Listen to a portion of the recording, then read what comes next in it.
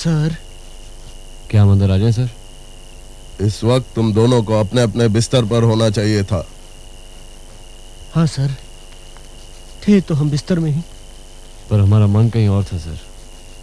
Sir, पिछली 2 रातों से मैं सो नहीं पाया।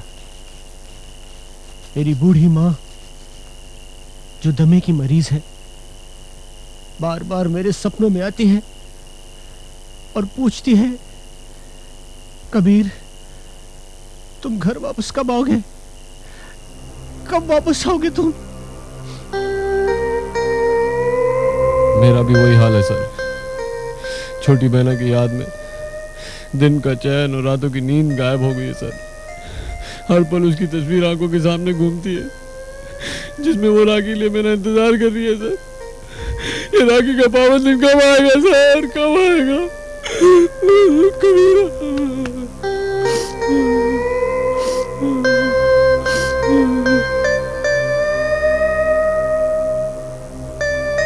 सर, हम अपनी माँ और बहन से मिल तो नहीं सकते, कम से कम बस्ती में जाकर उनसे फोन पे तो बात कर सकते हैं।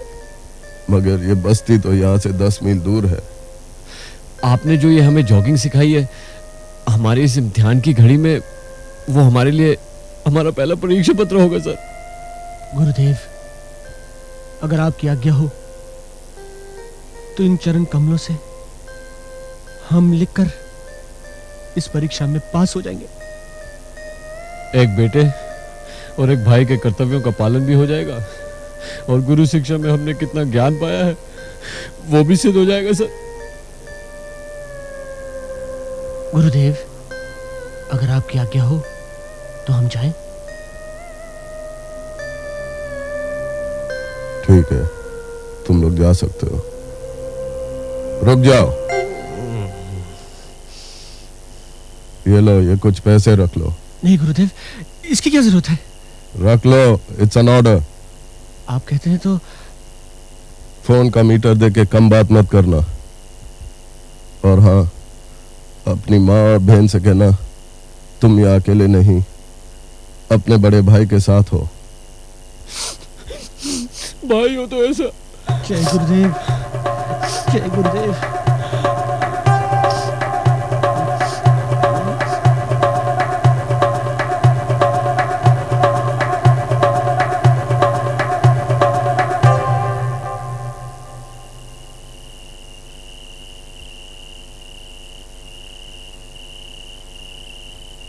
अरे आओ सूबेदार। भाई रात में कुछ देर के लिए तो भूत प्रेत भी सो जाया करते हैं, मगर तुम एक ऐसे इंसान हो जो सारी रात कैंप के चक्कर लगाते रहते हो।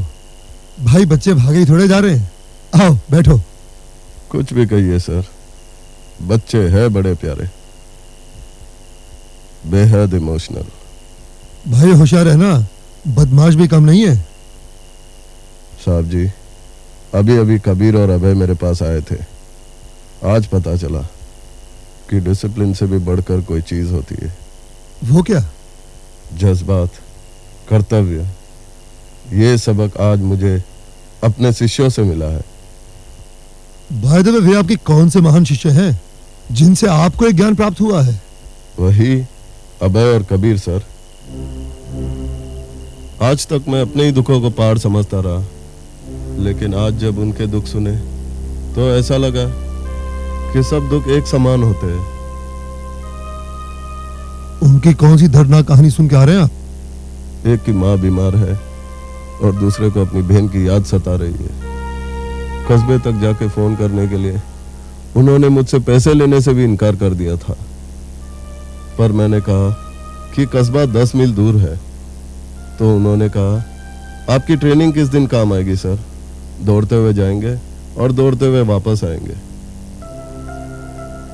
उन्हें देखकर मुझे भी अपने ट्रेनिंग के दिन याद आ गए सर। मैं भी अपनी माँ और बहन की याद में इसी तरह छुप छुप के रोया करता था। आप हंस क्यों रहे हैं सर? कहना तो नहीं चाहिए सूबेदार, मगर बच्चे तुम्हें चूना लगा गए। चूना लगा गए? जी हाँ, कबीर बचपन में कचरे के डिब्बे में पाया गया था। उसके माता पिता का कोई पता नहीं, और अभय के माता पिता तो बचपन में ही चल बसे थे। उसकी कोई बहन नहीं, वे दोनों बिल्कुल अकेले हैं। अच्छा होता सर अगर आपने उनकी ये दर्दनाक कहानी न सुनाई होती। अरे भाई, मगर तुम कहाँ चल दी? अपने उन महान शिष्यों से गुरु दक्षिणा लेने।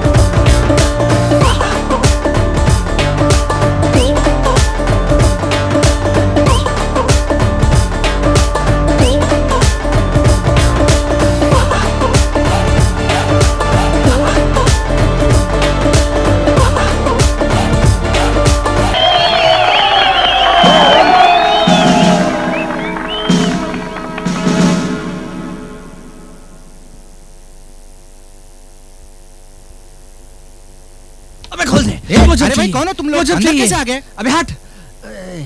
अरे ओ कबीरा, बताएं इसे हम कौन है? बता दे। हम हैं इसके किस्मत के विधाता। लेकिन कौन हो तुम लोग? ये है सुभाष पई, जो लेते हैं हर फिल्म में एक हीरोइन नई। और ई है सावन कुमार शुदाई, जिनकी हर पिक्चर में लड़की होती है पराई। अरे ओ चंपा चमेली, मुंबई से इतने बड़े प्रोड्यूसर लोग तुम लोगों का शो देखने आए हैं। आप पिक्चरें बनाते हैं? क्या हमें भी पिक्चर में काम करने का मौका मिलेगा?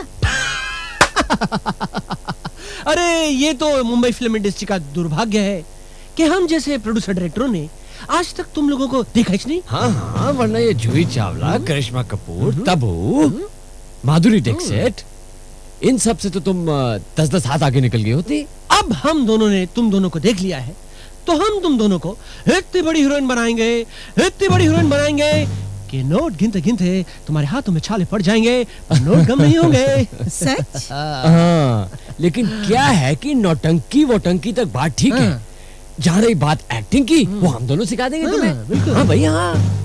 सच, आप जो कुछ भी कहेंगे हम सब कुछ करने को तैयार हैं। आपकी पिक्चर का नाम क्या है? ABCD। ABCD? ABCD का मतलब है अली बाबा और 40 देवियां। क्या आपकी फिल्म में 40 हीरोइनें हैं? नहीं, पहले थी, लेकिन अब हमारी फिल्म में सिर्फ 2 ही हीरोइन हैं, चंपा और चमेली, क्योंकि आप दोनों ही 20 हीरोइंस के बराबर हैं। सुभाष पई जी। जी बोलिए सावन कुमार शुदाई जी।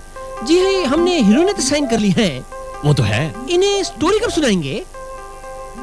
वो ऐसा करते हैं कि आज तुम दोनों नौटंकी खेल लो अपनी, उसके बाद एक तन्हाई के वातावरण में चांदनी रात में नदी किनारे हम दोनों तुम दोनों को पूरी कहानी सुना देगा। फिर हम भी चलेंगे साथ में। सकराम, तुम स्टेज के सामने सोफा लगाओ, हम दोनों सेट तुम्हारी नौटंकी देखेंगे। हम चलते हैं। बाय। अच्छा, तो हम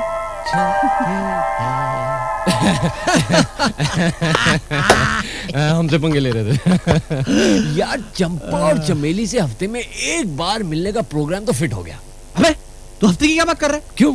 मैं तो सोच रहा हूँ ये फॉर्मूला 44 रोज इस्तेमाल किया जाए। मैं सूबेदार से कहूंगा कि मेरी बूढ़ी माँ फोन पे कह रही थी, बेटा रोज फोन कर दिया करो, पता नहीं कब जीवन की तार टूट जाए। ठीक है ठीक है, मैं भी साले से जाकर कह दूंगा कि मेरी बहन फोन छोड़ने को तैयार ही नहीं थी यार। राखी कसम देकर आया कि रोज फोन करूंगा। अबे हाँ तुझे ऐसा नहीं लगता कि हम सूबेदार के बाप हैं? अबे बाप छोड़, सांड को 6 रुपए में बेच के आने हवा ना लगे साले को। अरे कहाँ उस नट्टे सूबेदार की बात कर रहे तू यार? यार कबीरा एक आइडिया है। हाँ बोल। यार ये लड़कियां तो तैयार हो गई हैं अपन के साथ, हाँ तो क्यों ना आज ही मुंबई से अटक जाते हैं। करेक्ट है, गोली मारो ट्रेनिंग को। हाँ आज यार। चले जाते मुंबई। हाँ। मैं भी चलूं आप लोगों के साथ। हैं? कौन है ये बदतमीज? हैं? अरे ये तो शोले का गब्बर सिंह लागत है। अबे गब्बर सिंह नहीं, ये तो सांबा है, सांबा, गब्बर सिंह का चमचा। ओ जैसे संग्राम सिंह का सूबेदार। घटिया। अरे क्या घटिया चमचा है, क्या घटिया चमचा है। चमचा जी, सांबा जी, आप ऐसी आए कि बंदूक साथ में लाए?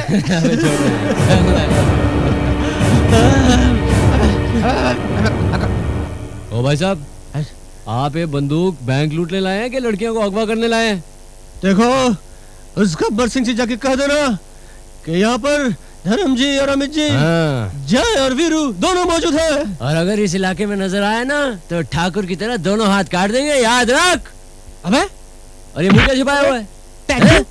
मुंह तो ऐसे छिपाया जैसे कि सरकार ने लाखों का इनाम रखा हुआ सर पे। अबे हट हट साला। डरते क्या हम लोग? फौलाद है फौलाद।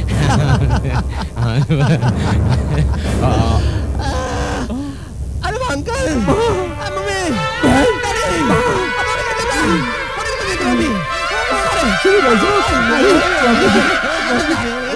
यहाँ से कैंप तक मेंढक कूद।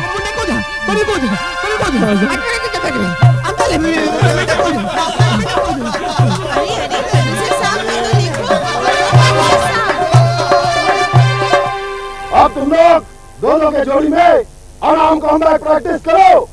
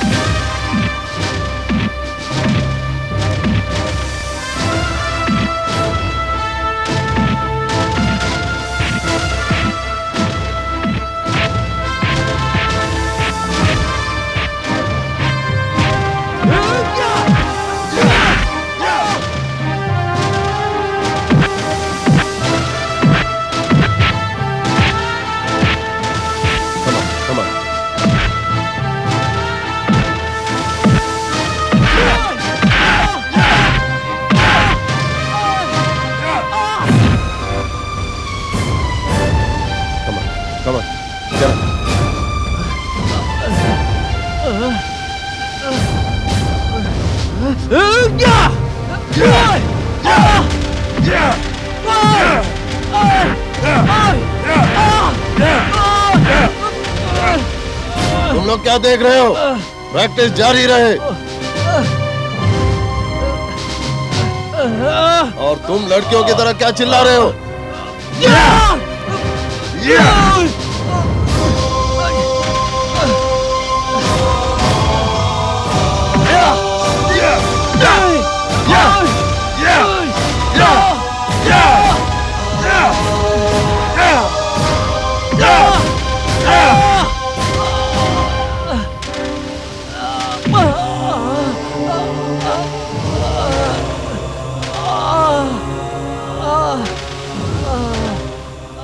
No pain, no gain. Understand?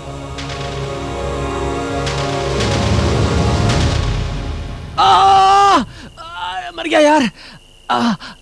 अरे विजय ऐसा कर यार। जख्म इतना गहरा यार, मैं क्या करूं? यार तू उसका जख्म साफ कर रहा है कि ऑपरेशन कर रहा है? जरा प्यार से करना। कौन कहा रहा सिकंदर बनने के लिए? हाँ?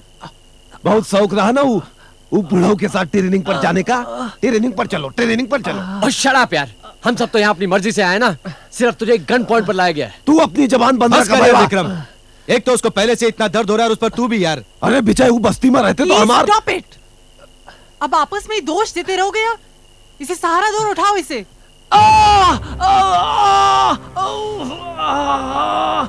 ओह माय गॉड, इसे तो यहाँ भी चोट लगी हुई है।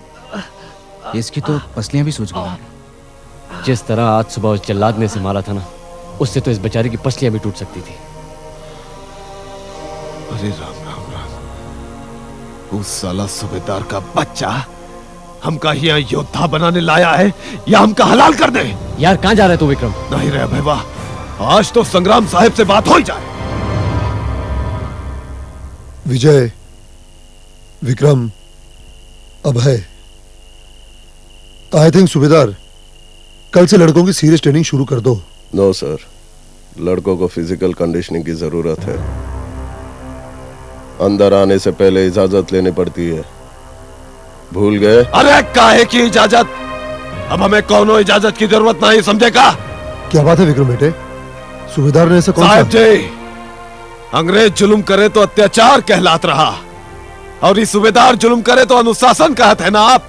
आइए हम आपको दिखाते हैं इस सूबेदार का अनुशासन। आइए हमारे साथ, आइए ना।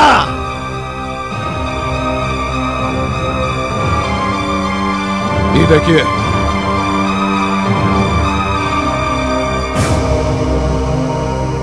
आपने हमें समझ का रखा है गंदी बस्ती में रहने वाले जानवर, कीड़े मकोड़े, जिसे जैसे लतियाओगे वैसे ही ढल जाएंगे। देखो देखो, कितनी बेरहमी से पीटा है आपके सूबेदार ने। देखो देखिए सर, देखिए तो ये क्या है? ये तो एक छोटा सा घाव है विक्रम, 5-6 रोज में भर जाएगा। ये क्या कह रहे हैं आप? आप इसे छोटा सा घाव कहते हैं? सर, इसमें इसकी पसलियां भी टूट सकती थी। आपका जाने की जब बच्चन का चोट लगती है तो भाई पर का गुजरती है। ये कबीरवा जो है ना, हमारा छुटका भाई है, छुटका भाई। अब हमसे ये सब बर्दाश्त नहीं होगा। हाँ हाँ, बर्दाश्त करने की भी हद होती है। जानता हूं कि तुम इसे अपना भाई समझते हो और इसे अपनी जान से ज्यादा चाहते हो, मगर मैं ये नहीं जानता था कि तुम इसे नामर्द बनाना चाहते हो। तुम्हारी ही तरह इस मुल्क के लाखों मां बाप अपने बच्चों को फौज में और पुलिस में इसलिए भर्ती नहीं करते क्योंकि उन्हें खून से डर लगता है। गुंडागर्दी और करप्शन की बातें करना बहुत आसान है, मगर भारत मां का एक सच्चा सिपाही बनकर 2 खतरे खून बहाना बहुत मुश्किल। मैं तो समझता था कि तुम लोग वक्त और नाइंसाफी की आग में तपा हुआ लोहा हो, जिसे मैं अनुशासन की भट्टी में पिघलाकर फौलाद बनाना चाहता था। समझे तुम लोग सब यहां से जाने के लिए आजाद हो।